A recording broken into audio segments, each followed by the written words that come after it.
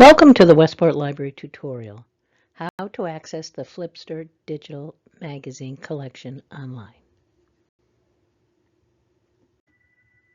Choose a magazine by typing the name in the search bar or by browsing all titles.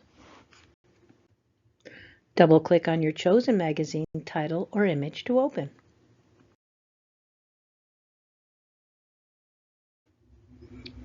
Choose from many issues and double-click on the one that interests you. Click the Read Now button to open. Click the left-right arrows to advance page by page, or roll over callouts to jump to a specific page or article.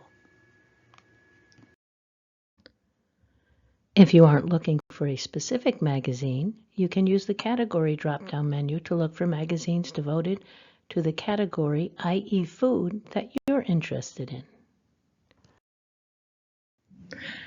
If you're searching by category, the website will create a list of magazines and you may choose in order of relevance, date newest, date oldest, or title.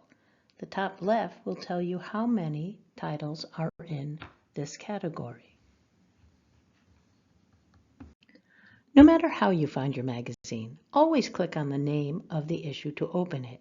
Next, click on the Read Now button to open the issue or the View Back Issue link to connect with previous issues.